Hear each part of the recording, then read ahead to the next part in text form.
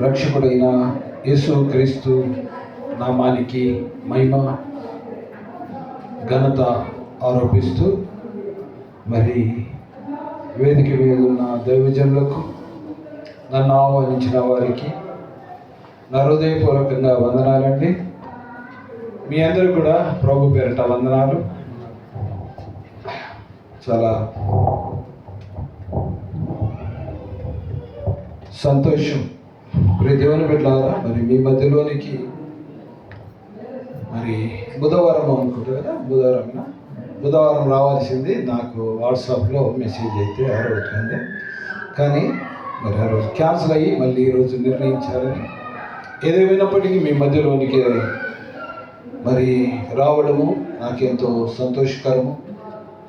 ప్రియులారా, మరి ఇక్కడ ఫ్లెక్సీ చూస్తూ ఉంటే చాలా చక్కగా ఉంది.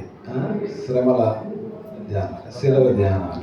ఓకే, మరి మనము ఈ విధంగా ఆయన యొక్క శ్రమలను గుర్తు చేసుకొని ఈ యొక్క స్తుతి ఆరాధన జరుపుకోవడము కానీ, ఆయన శ్రమలను గుర్తు చేసుకొని మనము ఉపవాస ప్రార్థన చేయడం కానీ, ఇదంతా ఆయనకు మహిమ తీసుకొస్తున్నదని నేను సంతోషిస్తున్నాను.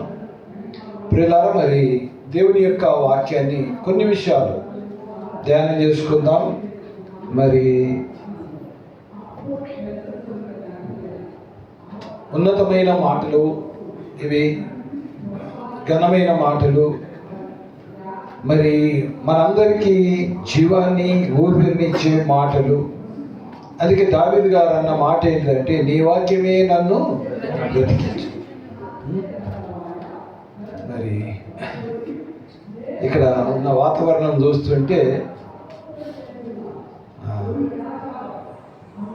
ఏంటి ఎట్లా ఉంటుందండి. సరే, ఏదేమైనప్పటికీ ప్రియ దేవుని బిడ్డలారా, కొన్ని మాటలు మాత్రం చూద్దాం. మరి శబ్దాలను బట్టి నాకైతే కొంచెం ఇబ్బంది అనిపిస్తుంది.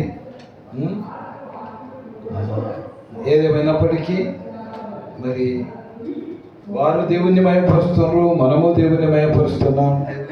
వారు దేవుని వాక్యం ధ్యానిస్తున్నారు, మనము దేవుని వాక్యం ధ్యానిస్తున్నాం. ఏదేమైనప్పటికీ ప్రియ దేవుని బిడ్డలారా, మరి ఒకరికంటే ఒకరము పోటీ పడినట్టు ఉన్నది.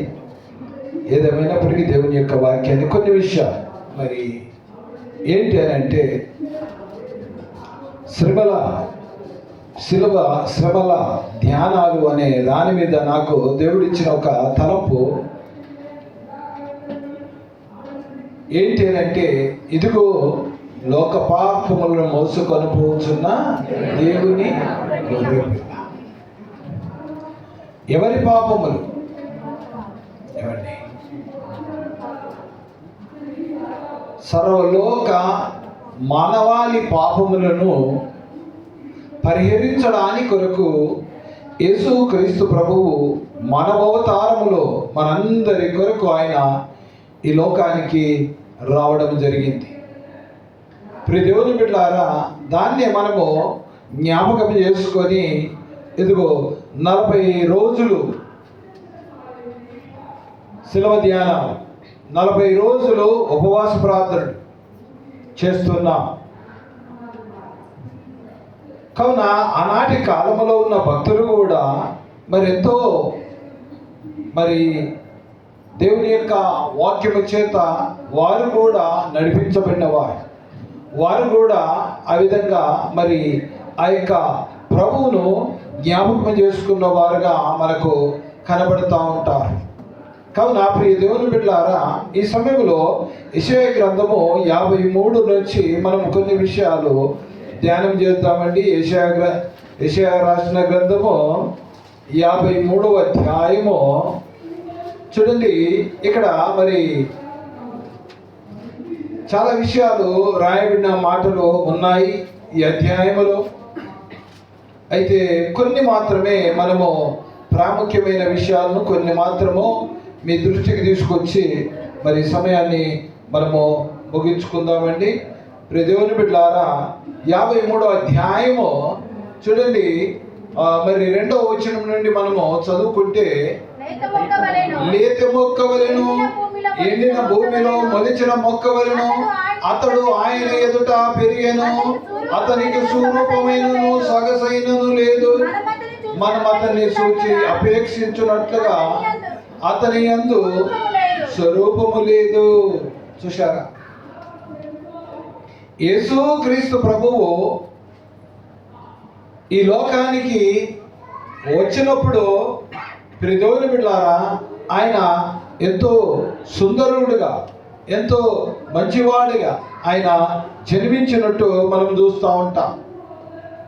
అలాగే ప్రియదేవుని బిడ్డలారా, పూర్వీకులు కూడా మనకంటే అంటే ఈ యొక్క యేసు క్రీస్తు ప్రభు భూలోకానికి రాకుండా ముందు కొందరు మరి భక్తులైన వారు కూడా సుందరులుగా ఉండేది. వారు ఎందుకు సుందరులుగా ఉండేదంటే, ఇదిగో యేసు క్రీస్తు యొక్క సారూప్యాన్ని చూపించడానికి కొరకు వారు దేవుని యొక్క వాక్య ప్రకారంగా సుందరులుగా జన్మించారు. అందరిలో ఒక వ్యక్తిని మీకు గుర్తు చేస్తూ ఉంటా. ఆయన ఎవరైనా అంటే మోషే సుందరుడుగా ఉన్నాడు. మోషేను చంపాలని ఆ కాలంలో మరి ఆ యొక్క దేశపు రాజు ఆజ్ఞాపించినప్పుడు, అంటే పిల్లలందరూ మగవాళ్ళందరినీ చంపాలన్నప్పుడు, ఇదిగో అదే కాలంలో మోషే పుడితే ఆ మోషే తల్లిదండ్రులు ఆ అబ్బాయిని చూసి ఎలా ఉన్నాడు అన్నారు? సుందరుడై ఉన్నాడు. నిజంగా సుందరుడుగా ఉన్న ఆ యొక్క బాలుని చంపడానికి చేతులు వస్తాయండి? రాలేదు. ఏమండి, దాచిపెట్టారు.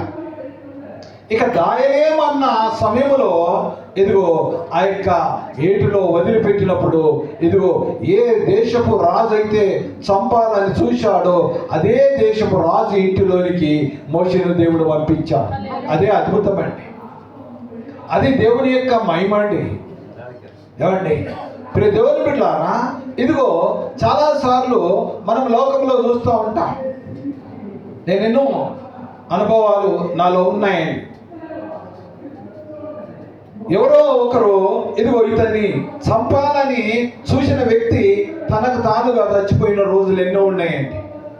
అందుకే దేవుని వాక్యం చెబుతూ ఉంటుంది, కత్తి పట్టిన వాడు అలానే. దేవుని బిడ్డలారా, ఒకరోజు ఒక దైవ సేవకుని ఒక నక్సలైట్ చంప చూశాడు. నా అనుభవంలోనే చెబుతాను. చంప చూశాడు, కానీ దేవుని కృపను బట్టి ఆ యొక్క దైవజనుడు ఆ రోజు ఆ చర్చికి అటెండ్ కాలేదండి. వేరే వ్యక్తి వేయండి. అయ్యో, నేను చంపుదామన్న వ్యక్తి రాలేదే అనుకోనట ఆ వ్యక్తి వెళ్ళిపోయాడు. మరుసటి వారమే నక్సలైట్లు అతన్ని హతము చేశారండి. ఎందుకు చెప్తా ఉంటుందంటే, ఇదిగో దేవుని బిడ్డల పక్షంగా దేవుడు ఉంటాడని మనము ఈ విషయంలో నమ్మాలండి. ఏమండి, అందుకే మోషే విషయంలో కూడా దేవుడు ఏం చేసిండు? ఇదిగో ఏ రాజు అయితే చంపుతాను అనుకున్నాడో అదే రాజు ఇంటిలోనికి తీసుకుపోయి అరే రాజు ఇంట్లో ఉప్పు పప్పు పాలు తేనెలు అన్ని తాగాడా లేదా? అక్కడ సర్వ విద్యలు నేర్చాడే లేదా? ఎందుకంటే ఆయన సుందరుడిగా. అందుకే మీకు ఒక విషయాన్ని ఇక్కడ గుర్తు చేయాలని ఆశిస్తూ ఉంటున్నాం. మోషే కాలంలో కూడా ఇదిగో మగపిల్లలందరినీ చంపాలన్నప్పుడు, ప్రియ దేవుని బిడ్డలారా, ఇదిగో మనం మత్తయి సువార్తకు వచ్చేసరికి యేసు కాలంలో కూడా ఏం చేయబడ్డారు? మగపిల్లలందరినీ చంపాలి.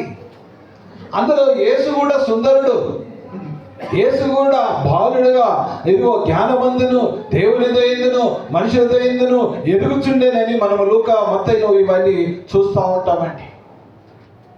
ఇదిగో ఇంత సుందరుడైన వాణ్ణి మానవులు ఎలా చూశారో ఇక్కడ ఈ వచనం ద్వారా మనం చూస్తూ ఉంటున్నాం.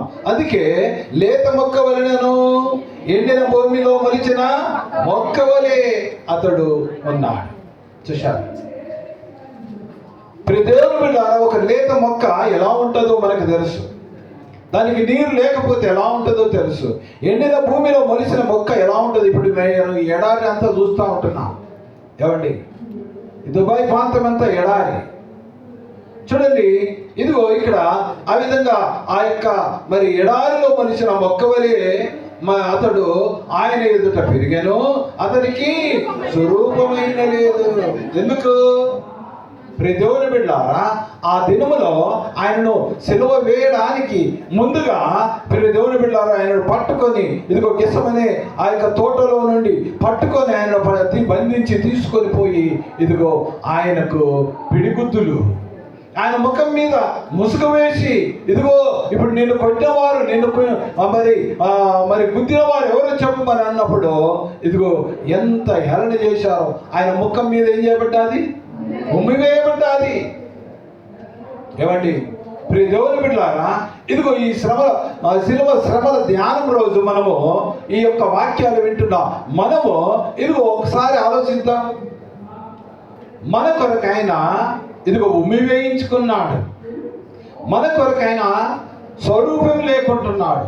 ఇదిగో ఎవరైనా ఎప్పుడైనా మనల్ని చీ అని అంటే ఓర్చుకుంటామండి మనం? ఏమండి, ఎవరైనా మన మీద ముఖం మీద ఉమ్మి వేస్తే ఓర్చుకుంటామండి మనం? దేవుని బిడ్డలారా, ఇదిగో మనము ఆయన స్వరూప్యములోనికి రావాలి. ఈ శ్రమల దినాల్లో మనం ధ్యానం చేసుకుంటున్న ఈ ధ్యానాల్లో ఇదిగో మనము ఆయన స్వరూప్యంలోనికి రావాలి. అందుకే పౌలు గారు కూడా ఒక మాట అన్నాడు, ఏమండి, క్రీస్తు స్వరూప్యము మీ అందు ఏర్పడు వరకు నాకు మరలా ఆయన స్వరూప్యం రావాలి మనకు. అందుకే ఎన్నో విషయాలు మనం ఇక్కడ ధ్యానం చేసుకోవచ్చు దేవుని బిడ్డలారా. ఇదిగో అయితే నీకు నాకు సొగసునివ్వడానికి, నీకు నాకు నిత్య జీవం ఇవ్వడానికి, నీకు నాకు పరలోకం ఇవ్వడానికి ఆయన స్వరూపము లేనివాడుగా అయ్యాడు. చూడండి దేవుని బిడ్డలారా, ఇక మనం చూస్తుంటే ఇదిగో అతడికి స్వరూపమైనను సొగసైన లేదు, అతనిని చూచి అపేక్షించున్నట్లుగా అతని యందు చూశారా? దేవుని బిడ్డలారా, ఆ యొక్క మరి తల మీద ముళ్ళ కిరీటము పెట్టినప్పుడు చూడండి, రక్తము గారుతుంటే ఈ అందమైన స్వరూపము, ఆయనకున్న మంచి ఏమంటా ఉంటారు, ఇదిగో తల మొదలుకొని ఇదిగో కాలు వరకు ఏమైనా ఆయనకు అంక ఉందా? తెలంగాణ భాషను అంటారు అంక అంటారు. అంటే ఏమన్నా లోపము తేడా ఉందా? లేదండి, వంకర లేదండి. అంతర స్వరూపము కలిగిన ఆయన ఇదిగో తల మీద ముళ్ళ కిరీటము పెట్టబడ్డది. చూడండి దేవుని బిడ్డలారా, ఎందుకొరకయ్యా ఈ తల మీద ముళ్ళ కిరీటం పెట్టబడ్డది? ఒకసారి ఆలోచించండి. ఇదిగో మనము చేసిన ఈ తలంపుల కంట, మన తలంపులు, మన తలతో అంటే మన మెదడుతో లేక మన ఆలోచనలతో చేసిన ఆ యొక్క తలంపులతో చేసిన తల మీద ముళ్ళ కిరీటము పెట్టించుకున్నాడు. చూడండి, బాగా మనం ఆలోచన చేద్దాం. మన తలంపులతో, మన ఊహలతో ఏమండి ఎన్ని పాపాలు, ఎన్ని తప్పుడు ఆలోచనలు చేస్తలేమండి మనం. అందుకేనట ఆయన తల మీద ముళ్ళ కిరీటం పెట్టబడ్డది. చూడండి, మనం ఎక్కువగా ఇలాంటి విషయాలు మనము ఏ రోజు ధ్యానం చేస్తామంటే ఇదిగో గుడ్ ఫ్రైడే రోజు ధ్యానం చేస్తూ ఉంటామండి. 7 మాటలు మనం చూస్తూ ఉంటామండి. చూడండి, ఇదిగో ఇక్కడ మనము ఆయన గురించి ఆలోచన చేస్తే ఆయన స్వరూపం ఇదిగో తల మీద ముళ్ళ కిరీటం పెట్టబడడం ద్వారా ఇదిగో ఆ యొక్క తలలో నుంచి కారుతున్న రక్తము ఆయన స్వరూపము పోయిందండి. చూడండి, ఇదిగో మన చేతులతో చేసిన పాపానికంట ఏం చెప్పబడ్డది? ఆయన చేతుల్లో. ఈ చేతులతో ఎన్ని పాపాలండి. ఏమండి, తెలంగాణ ప్రాంతంలో మీరు అంటే చూస్తాము, విన్న సంగతులు ఏంటిదంటే ఎవరి ఇంటిలో ఎవరి తోటలో ఒకవేళ మామిడి పండు సీజన్ను పెట్టి చెప్తున్నా, మామిడి పండు కావచ్చు, ఇంకేదైనా కావచ్చు, అది మంచిగా ఉంది, అందంగా ఉంది, చెప్పుకోవాలనిపిస్తూ ఉంటుంది. మనది కానీ దాన్ని మనం కూడా ఏం చేస్తూ ఉంటాం? ఈ చేతులతో దొంగిలిస్తున్నామా లేదా? ఏమండి, నీ పొరుగు అనేది దేన్ని ఆశించద్దని ఒక మనకు ఆజ్ఞలు ఉన్నాయి. అయినా మనం ఏం చేస్తూ ఉంటాం? అది బాగుంది, ఎవరు లేరు, అటు ఇటు చూస్తూ ఉంటాం, దొంగతనం చేస్తాం. ఏమండి, దేవుని పిల్లలు ఎందుకు చెప్తా ఉంటుందంటే, ఇదిగో నీ నా చేతులతో చేసిన పాపానికి ఆయన చేతుల్లో మేకులు గుచ్చబడ్డాయి. చూడండి, మనం నడుస్తూ వెళ్ళి చేసిన ఎన్నో పాపాలు, అది దొంగతనాలే కావచ్చు, మోసాలే కావచ్చు, ఏమండి ఇంకెన్నో చెప్పుకోవచ్చు. నడవరాని స్థలాలకు నడుస్తున్నాం, వెళ్ళరాని చోటికి వెళ్ళి అక్కడ కూర్చుంటాం. అందుకే మనము ఎన్నోసార్లు కీర్తన గ్రంథం 1వ అధ్యాయం మొదటి వచనం చూసుకుంటా ఉంటాం కదా. ఎన్నోసార్లు ఆలోచన చొప్పున ఆలోచన పాపుల మార్గమున నిలవక అపహాసకులు కూర్చుండే చోట ఇవన్నీ మంచిగా చెప్తా ఉంటాం, మళ్ళీ అదే నడుస్తూ ఉంటాం. ఏమండి నడుస్తున్నారు, అయ్యా ఇదిగో నేను చిన్నప్పటి నుంచి క్రైస్తవుడిని, ఇదిగో నా జీవితం అదే ఉండే. ఏమండి మా డాడీ గారు కూడా సేవకుడండి. దేవుని బిడ్డలారా, ఇదిగో నాకు బుద్ధి తెలిసేంత వరకు, అంటే నాకు జ్ఞానం, అంటే బైబిల్ దగ్గరికి వచ్చేంత వరకు నాకు లోక జ్ఞానమే ఉండే. పేరుకు మాత్రము క్రైస్తవుడుగా, అంటే యేసుదాసుగా ఉండి ఒక క్రైస్తవుడు అన్న ముద్ర మాత్రమే ఉన్నది. కానీ దేవుని బిడ్డలారా, ఎన్నో పాప కార్యాలకు నడిచిపోయాను. ఇదిగో నాకు ఆ యొక్క మేకులు కొట్టవలసింది ఆయనకు మేకులు కొట్టా. ఇదిగో మన పొట్ట తిప్పల కొరకు చేసిన పాపానికి ఏం చేయబడ్డది? ఆయన పక్కలో బలెమ్మ పోటు. చూడండి, మనం ఒకసారి ఆలోచిద్దాం. ఈ యొక్క శ్రమల దినాలు లేక శిలవ ధ్యానాలు మనము ధ్యానం చేస్తూ ఉంటున్నాం. అందుకే ఇక్కడ చూసిన కొన్ని మాటలు మనం ఇందులోనే మరి కొన్ని విషయాలు ధ్యానం చేసుకుందామండి. చూడండి, అలాగే 3వ వచనం కంటిన్యూగా చదువుతామండి. అతడు తునీకరింపని ఆయన ఏమండి ఆయనను విసర్జించారు. సిలువ వేయండి, సిలువ వేయండి నీ కేకలు వేయలేదా? విసర్జించారు. వద్దు. ఆ పిలాతు ఏమన్నాడు? అయ్యా మీకు ఒక ఆనవాయితున్నది కదా, సంవత్సరానికి ఒకరిని మీకు విడుదల చేయాలి కదా, ఇదిగో ఈయనను మీకు ఈయనను విడుదల చేస్తుంటే వద్దు వద్దు వద్దు, మాకు బరబ్బానే. వాళ్ళ కేకలే గెలిచాయి. అందుకే ఇక్కడ ఆయన ఏం చేశారు? మనుషుల వల్ల విసర్జింపబడ్డాడు. చూడండి, ఆయన వ్యసనాకాంతుడుగా, వ్యాధిని అనుభవించిన వాడుగా, చూసారా ఇన్ని ఉన్నాయండి ఆయన. దేవుని బిడ్డలారా, మనం ఎలా ఎంచుతున్నాం? కేవలం సిలువ పెట్టుకొని మనం ధ్యానం చేస్తూ ఉంటున్నామా? సిలువను ధరించుకున్నాయి, ఇదిగో మనము క్రైస్తవులు. కానీ ఆయన మన కొరకు ఎన్ని శ్రమలు అనుభవించాడు, మనం ఎన్ని అనుభవిస్తున్నాం? మనం ఎంతవరకు ఇదిగో ఆయనను లోకానికి ప్రకటిస్తున్నాం? చూడండి, అందుకే దేవుని బిడ్డలారా, నిశ్చయముగా 4వ వచనము, నిశ్చయముగా ఏం చేశాడు? ఏ రోగాలు? మన రోగాలు అంటే ఏ రోగాలు? జ్వరమా, దగ్గ, ఏమండి చూడండి,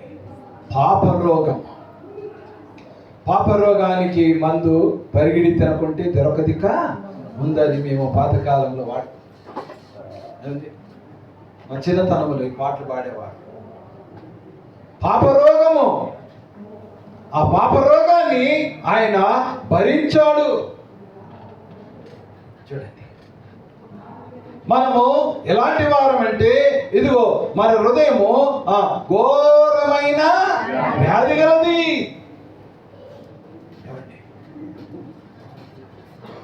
ఇన్ని వ్యాధులు చెప్పాను కదా, తలంపులో వ్యాధే, అందుకే చూపులో వ్యాధి.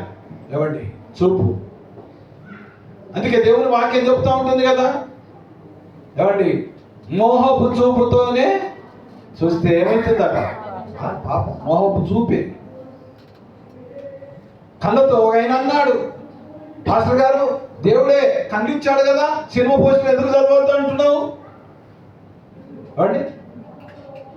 సినిమా పోస్టులు చదువుతారు, గొడవల మీద ఎన్నో రాస్తూ ఉంటారు, నినాదాలు చదువుతాం.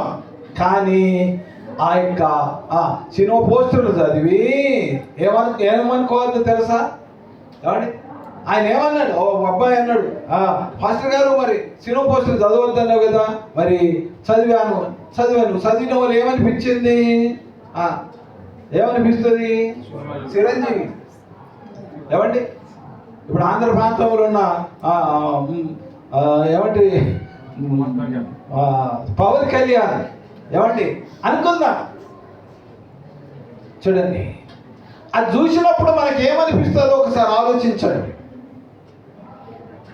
చదివాము, ఊరుకున్నావా? ఊరుకోలేదు. పోయి సినిమా టాకీస్ దగ్గర సినిమాకు అదేమంటారు టికెట్లకు లైన్ కడతాం. చూడండి ప్రియ దేవుని బిడ్డలారా, ఇదిగో నేను ఎందుకు చెప్తా ఉంటుందంటే, చూడడము చదవడం అంతా పాపమని కాదు, కానీ ఆలోచిస్తేనే పాపము. ఆలోచించడం దాన్నే ఇదిగో మరొక విధంగా విచారం అని చెప్పుకోవచ్చు.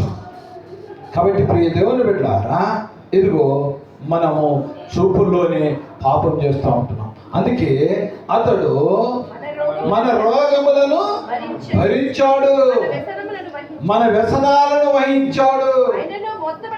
ఆయన మొత్తబడిన వాణి గాను, దేవుని వలన వ్యాధిని అనుభవించిన వాణి గాను దేవుని ఎంచితిమి. చూశారు దేవుని బిడ్డలారా ఎలా ఎంచుతున్నా. ఇక కొన్ని విషయాలు చూస్తే ప్రియ దేవుని బిడ్డలారా, ఇదిగో శ్రమ నొందిన వానిగా అతన్ని ఎంచితిమి. చూసారా, ఆయనను మరి ఆనాటి కాలంలో మరి యూదులు ఆయనను ఈ రకంగా హింసించారు. ఈ రకంగా ఆయనను శ్రమకు అనగా బాధలకు అప్పగించారు ప్రియ దేవుని బిడ్డలారా. కాబట్టి ఇదిగో ఇక్కడ 5వ వచనంలో కూడా మనం చూస్తే చూశారా, మన అతిక్రమం ఎన్ని అతిక్రమాలండి, ఎన్ని పాపాలండి. అందుకని మనం దేవుని యొక్క వాక్యములో నుండి చూస్తూ ఉంటే ప్రియ దేవుని బిడ్డలారా, ఇదిగో ఆనాటి కాలంలో ఇవన్నీ మనిషిని యొక్క జీవితాల్లో మరి ఇప్పటికీ ఉన్నాయని మనము గమనించవచ్చు. ప్రియ దేవుని బిడ్డలారా, చూస్తామా ఒకసారి గలతీ పత్రిక 5వ అధ్యాయము 19 నుంచి చదువుకుంటే అక్కడ కొన్ని విషయాలు రాయబడి ఉన్నాయి. వాటిని మనం ధ్యానం చేసుకుంటే మంచిదని ఆశిస్తూ ఉంటున్నాం. ఇదిగో శరీర కార్యములు స్పష్టమైనవి, అవేవనగా జారత్వము, అపవిత్రత, కామకత్వము, విగ్రహారాధన, వ్యభిచారము, వేషములు, కలహములు, మత్సరములు, క్రోధములు, కక్షలు, భేదములు, విమతములు, అసూయలు, మద్దతులు, అల్లరితో కూడిన ఆటపాటలు మొదలైన వాటిని గూర్చి నేను మునుపు చెప్పిన ప్రకారము ఇట్టి వాటిని చేయువారు దేవుని రాజ్యమును స్వతంత్రుకొనరని మీతో స్పష్టముగా ఇట్టి వాటిని చేయువారు. నేను చాలా మట్టుకు మరి విశ్వాసులలో దేవుని బిడ్డలమని చెప్పుకునే వారిలో చాలా విషయాలు నేను చూస్తూ ఉన్నానండి. ఇందులో కొన్ని మరి పైకి కనబడుతూ ఉంటున్నాయి, కొన్ని ఏమో రహస్యంగా కనబడుతూ ఉంటున్నాయి, రహస్యంగా ఉంటాయి. ఏమండి, పైకి కనబడేది నేను చెప్పాలంటే మరి చాలా విషయాలు ఉన్నాయి. కానీ ప్రియ దేవుని బిడ్డలారా, ఇదిగో శరీర కార్యములు స్పష్టమైనవి, అవేనగా జారత్వము, అపవిత్రత, కామకత్వము, విగ్రహారాధన, అభిచారము, ద్వేషములు. ఇక్కడ కొన్ని కనబడతాయి, కొన్ని కనబడతాయి. ఏమండి ప్రియ దేవుని బిడ్డలారా, ఇక ఏమేమి బయటికి కనబడతాయి అని అంటే, ఇదిగో ద్వేషములు, కలహములు, మత్సరములు, క్రోధములు, కక్షలు, భేదములు, విమతములు, అసూయలు. ఇగో ఇవన్నీ కనబడతా ఉంటాయి బయట. అంటే మనుషులు చేసినప్పుడు కనబడతా ఉంటాయి, వారి వారి క్రియలలో కనబడతా ఉంటాయి. ఇప్పుడు భేదాలని మనం చూసుకుంటే ఎన్నో కనబడతా ఉంటున్నాయి, ఎన్నో చెప్పవచ్చు నేను. ఏమండి భేదాలు, ఏం భేదం పెడతా ఉంటారు? ఏం భేదాలు చూస్తూ ఉంటారు? ఇదిగో ఇది అది అని చూస్తూ ఉంటాం. ఇప్పటికీ కూడా ఏమండి, క్రైస్తవులలో దేవుని బిడ్డలమని చెప్పుకునే వారిలో కూడా ఈ దినాల్లో కక్షలు కూడా ఉన్నాయండి. ఈ దినాల్లో భేదాలు కూడా కనబడుతున్నాయండి. అవి మనలో ఉండకూడదని దేవుని వాక్యం ఎన్నోసార్లు మనము విన్నాం. అందుకే ఇక్కడ కూడా ఏమంటాడు, మునుపు ఏమంటాడు, మునుపు వీటిని చెప్పిన ప్రకారము చూసారా ఏమండి, మరి మునుపు చెప్పాడు, మళ్ళా చెప్తుండు, ఇటు వాటిని చేయువారు దేవుని బిడ్డలారా ఎన్నో చేస్తున్నాం కార్యక్రమాలు ఎన్నో. కానీ ఇక్కడ స్పష్టంగా మరి ఇవి కనబడుతున్నాయా అని మనం ఆలోచన చేస్తే అసూయలు కనబడతాయేవా? అసూయలు ఎప్పుడు కనబడతాయి? మనకంటే ఒకటి గొప్పగా ఎదిగేసరికి ఏమైపోతుంది? అసూయ. ఏమండి, అందుకే ఎన్నోసార్లు దైవజనులు చెప్పినవి గుర్తుకొస్తూ ఉంటాయి.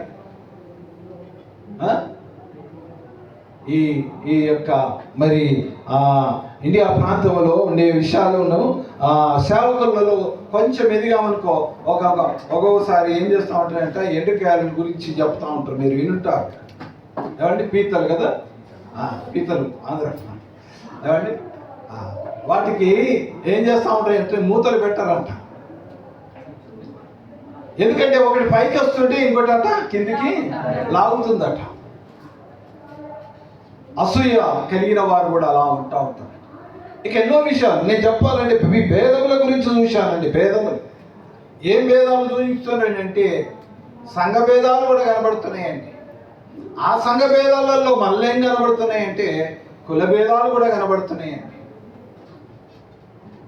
చూడండి ప్రియ దేవుని బిడ్డలారా, ఇవన్నీ ఎందుకు చెప్తా ఉంటుందంటే ఇదిగో మనము ఎలా ఉంటున్నాం, ఆయన నామానికి ఘనత తెచ్చే క్రైస్తవులముగా ఉంటున్నామా, ఆయనను మహిమపరిచే వారముగా ఉంటున్నామా?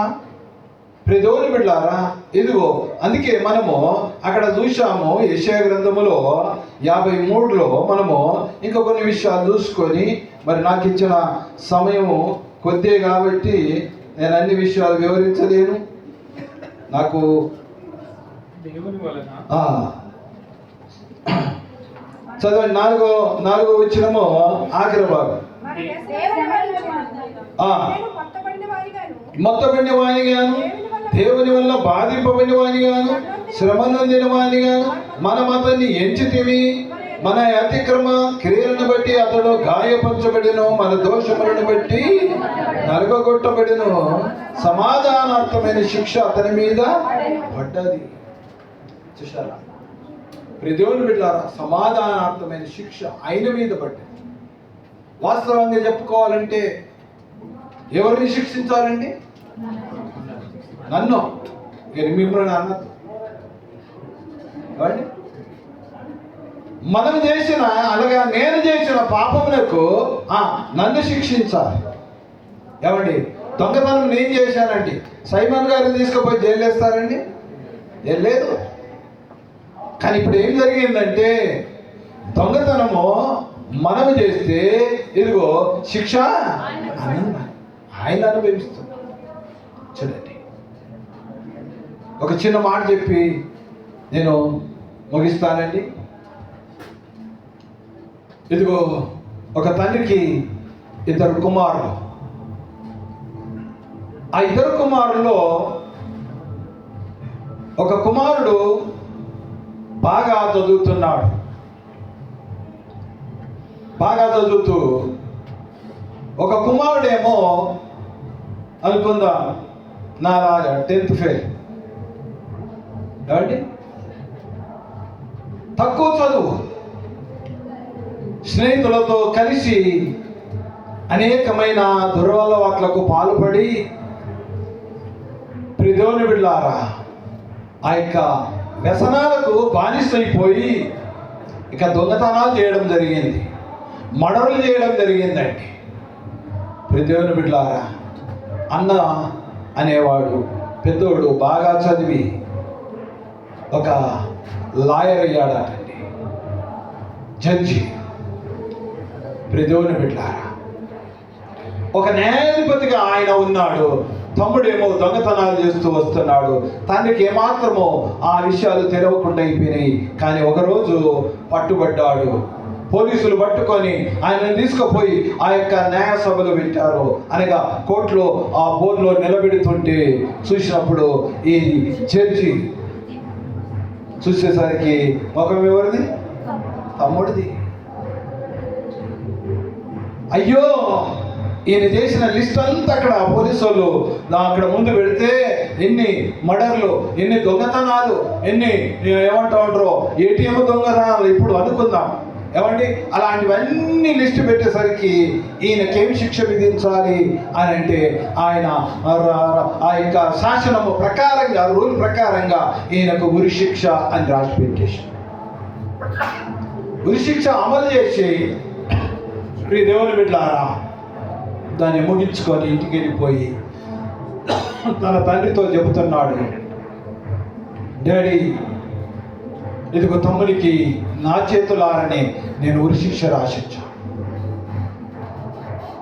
తండ్రి బాధపడుతుండు, అయ్యో నా కుమారుడా, నీ తమ్ముడిని నువ్వు తప్పించకపోదువా అని అంటే చట్టం ఒప్పుకోదు. చట్టం అందరికీ ఒకటే. తండ్రి అయినా, కొడుకైనా, బిడ్డ అయినా, ఎవరైనా అందరికీ ఒకటే అని చెప్తే, కానీ తండ్రి బాధపడ్డాడు, నా కుమారుడా నీ తమ్ముడిని ఏ విధంగానైనా నువ్వు రక్షించాలి అని అన్నప్పుడంట ఇదిగో ఈ జడ్జి ఏం చేసినాడంటే ఆ యొక్క ములాఖత్ అంటూ ఉంటారు, కలవడానికి వెళ్ళాడట ఆ జైల్లోనికి. కలవడానికి వెళ్ళినప్పుడు ఇది ఒక రూమ్లోకి ఈయన కొంచెం అధికారి కాబట్టి నేను ఈ ఖైదీతో నేను పర్సనల్గా మాట్లాడాలి అని జడ్జి కాబట్టి ఆయన ఏం చేశాడు అంటే పర్సనల్ రూమ్లోకి తీసుకుపోయినప్పుడు ప్రియ దేవుని బిడ్డలారా ఆ యొక్క రూమ్లో వారిద్దరు డ్రెస్ చేంజ్ చేసుకున్నారట. తమ్ముడు డ్రెస్ ఏమో అన్న వేసుకున్నాడు, అన్న డ్రెస్ ఏమో తమ్ముడు మార్చుకున్నాడు. చూడండి, తమ్ముడికి అర్థమైతే లేదు. చూడండి, ఇక నువ్వు డ్రెస్ మార్చుకొని నువ్వు జడ్జిలాగా బయటికి వెళ్ళిపో అన్నట ఆ యొక్క తమ్ముడికి చెప్పినప్పుడట, నిజమే కొన్నిసార్లు ఇలాంటి ఆలోచనలు వచ్చేస్తూ ఉంటాయి. సరే మా అన్న ఏదో నన్ను తప్పిస్తుండు, ఆయన విలేజ్లోకి అట్లా తప్పించుకుంటాడని అనుకొని వెళ్ళిపోయింది ఏదో మొత్తానికి. అయితే ఇప్పుడు దేవుని బిడ్డలారా రెండవ రోజుకో లేక మూడవ రోజుకో ఈ యొక్క తమ్ముడికి రాసిన మరణ శాసనం ఏదైతుందో అన్న అనుభవించాడటండి. ఆ ఉరికంబం మీద అన్న ఎక్కాడటండి. ఒకరోజు వార్తంకి వచ్చింది, తెల్లవారితే కదా పేపర్లోకి వస్తుంది ఏమండి. దేవుని బిడ్డలారా అప్పుడు బాధపడుతున్నాడట, అయ్యో అన్న నేను చేసిన తప్పుల కొరకు నీవు ఉరికంబం ఎక్కితివా అని పశ్చాత్తాపడ్డాడటండి. దేవుని బిడ్డలారా ఈ స్టోరీ అంతా ఏంటిదని అంటే ఆ చిన్న తమ్ముడు ఎవరో కాదు, మనమే, నేనే. అన్న ఎవరో కాదు, ఇదిగో మన రక్షకుడైనా దేవుని బిడ్డలారా గమనించండి, పరలోకమందున్న తండ్రి, పరలోకమందున్న దేవుడు మన కొరకు అనగా చిన్నవారమైన మన కొరకు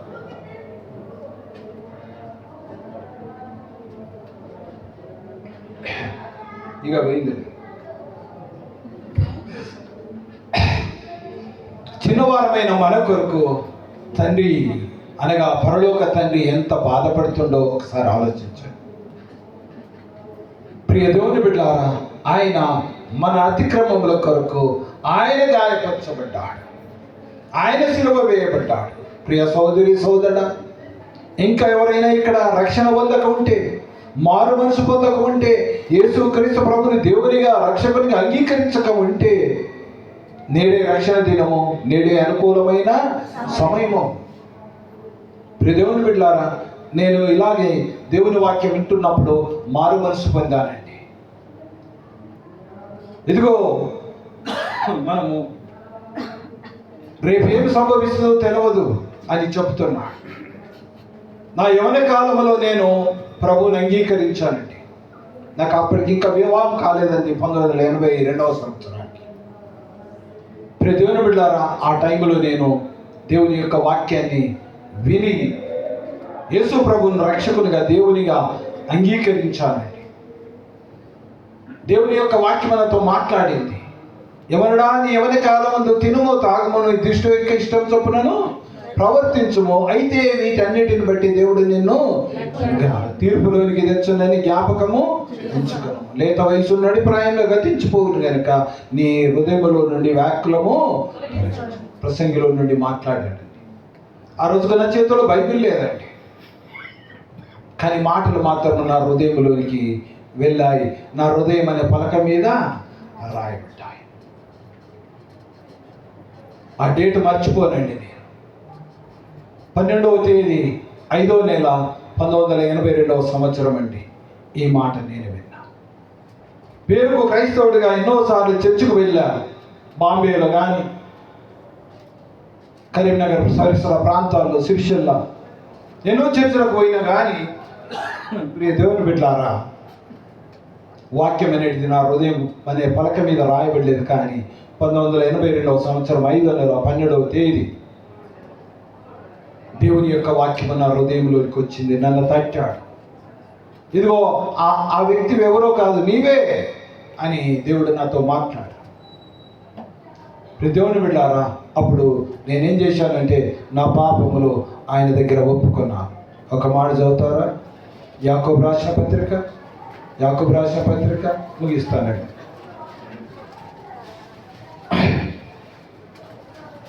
చెప్తా ఒక్క నిమిషం. 5వ అధ్యాయము 15వ వచనం చదవండి.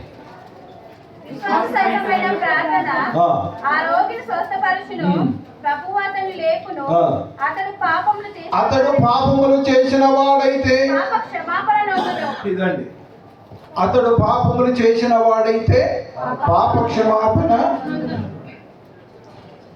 ఈ మాట ఎందుకు చెప్తా ఉంటుందంటే,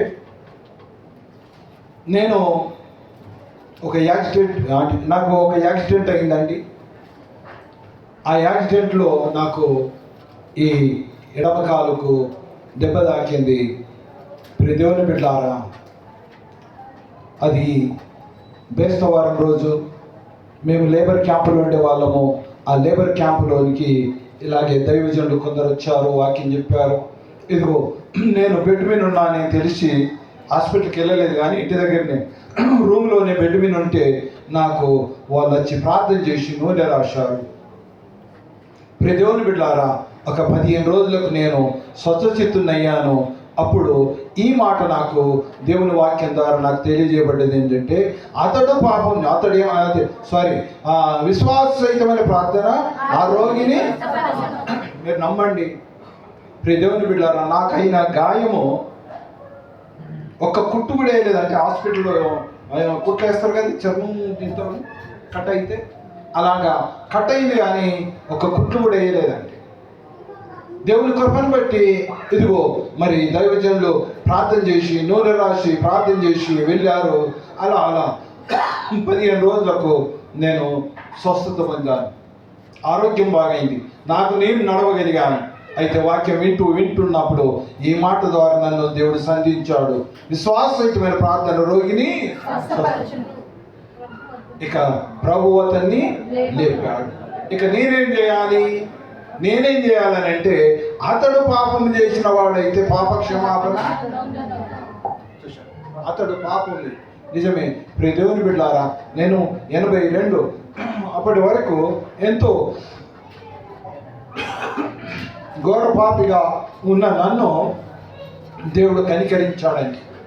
మారు మనసు పొందానండి. ఆయన రక్తము ద్వారా నా పాపములు కడుక్కొని దేవుని బిడ్డగా జీవించాలని ఒక తీర్మానం చేసుకున్నానండి. కొంతకాలానికి బాప్తిసం తీసుకున్నాను. ప్రభు యొక్క కృప ద్వారా మరి బహరీన్లో నేను బాప్తిసం తీసుకొని కొన్ని సంవత్సరాలు అక్కడ ఉండి మళ్ళీ ఇండియాకు వచ్చాను. ప్రియ దేవుని బిడ్డలారా, ఇలా నా జీవితంలో దేవుడు కృప చూపుతూ వచ్చాడు. అందుకే చెప్తా ఉంటున్నా, ప్రియ సోదరులు, ఎవరైనా ఇంకా యేసు ప్రభువుని అంగీకరించకపోతే మంచి దినాలు ఇవి. ఏమండి, ఇది నీకు శుభగడి అని చెప్తా ఉంటున్నా. ఈ యొక్క శ్రమలో దినాలు, శిలువ ధ్యానాలు నీ కొరకే అనుకొని గుర్తు చేసుకో. నీ కొరకే, ఎవరి కొరక కాదు, నీ కొరకే, నా కొరకే అని గుర్తు చేసుకొని మన పాపంలో ఆయన రక్తంలో కడుక్కుందాం, ఒప్పుకుందాం. పాపం చేసిన వాడైతే పాప క్షమాపణ పొందాలి. పాప క్షమాపణ పొందకుండా మనం ఎన్ని శిలువ ధ్యానాలు చేసినా అది వ్యర్థమే. ప్రియదేవుని బిడ్డారా, నువ్వు బాప్తిసం తీసుకోకుండా ఇంకా ఇక్కడ వచ్చి కూర్చుంటే ఈ మాటలు నీ కొరకే అని గుర్తుంచుకో. ఈ శ్రమ శిలువ ధ్యానాలు నీకోసమని గుర్తుంచుకో ప్రియ సోదరి సోదరు. ఏదో వ్యర్థంగా రావడం పోవడం కాదండి. ఆయన మహిమ కొరకు జీవిస్తాం. ఇదిగో నీ కొరకు ఆయన శ్రమ పడ్డాడు, నీ కొరకు బాధపడ్డాడు, నీ కొరకు సిలువ వేయబడ్డాడు, నీ కొరకు రక్తం కార్చాడు. ఆ రక్తాన్ని కోరుకో, నిన్ను క్షమిస్తాడు, నీకు పాప క్షమాపణ ఇస్తాడు. దేవుడి కొద్ది మాటలను మన వినికిలో దీవించును గాక.